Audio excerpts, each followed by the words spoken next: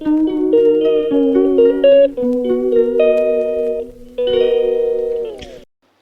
Everyone, welcome my back to my new another blog.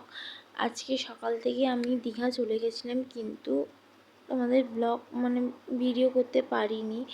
কিন্তু তারপর Amaravati park, সেখান থেকে খাওয়া দাওয়া করে আমরা অমরাবতী পার্কে গেছি। সেখান থেকে আমি ব্লগটা স্টার্ট করেছি।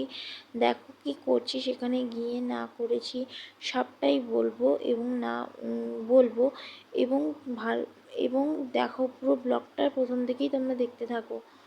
কারণ কারণ এই যে দেখো একটু আধটু এই যে এবং গেছি আমি আমার ফ্যামিলিদের সাথে ঘুরতে। এবং দেখবে এই যে সাইডে কি সুন্দর, তোমরা না গেলে বুঝবে না। আর এই যে ঝিলটাকে দেখছো না, এই যে পুকুর টাইপের যে জিনিসটা আছে না, এত সুন্দর লাগছে না বলতে গেলে। বৃষ্টিও পড়ছিল তার মাঝখানে, এত সুন্দর লাগছে না দেখলে তো, অপরূপ দৃশ্য একদম। এই যে দেখো তোমাদের পুরো এটা।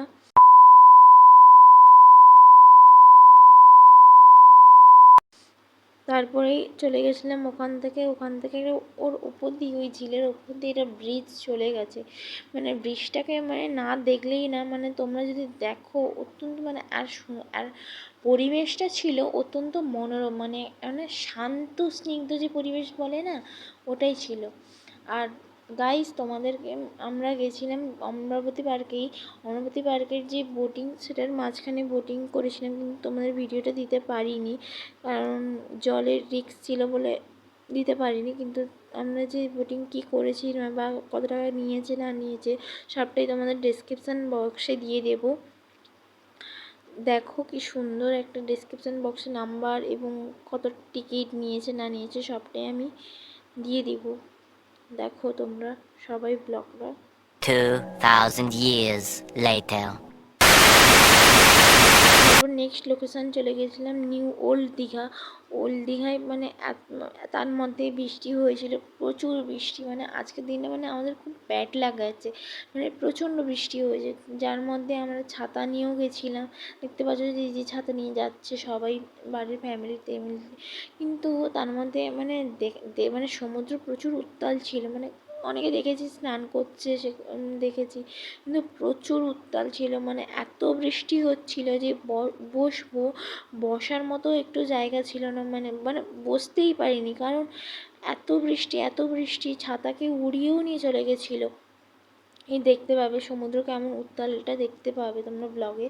দেখো তোমরা পুরো কেমন যেন সমুদ্র একদম এই হয়ে যায়। এই দেখো এই দূরে দূরে কিছু কিছু ছেলেরা স্নান করছিল, অনেক কিছু স্নান করছে মজা করছে, কিন্তু আমরা বসতেই পারিনি বৃষ্টির জন্য, আমাদেরকে চলে আসতে হলো।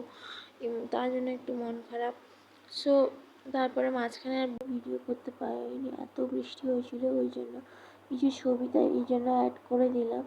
দেখো গাইস, তোমরা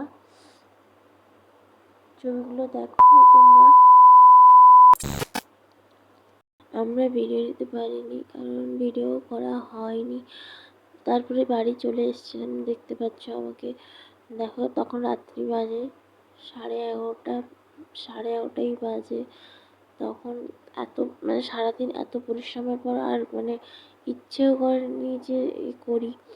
এই জন্য দেখো ব্লগ, এবং ভালো লাগলে ব্লগটি শেয়ার করবে, লাইক কমেন্ট শেয়ার করবে।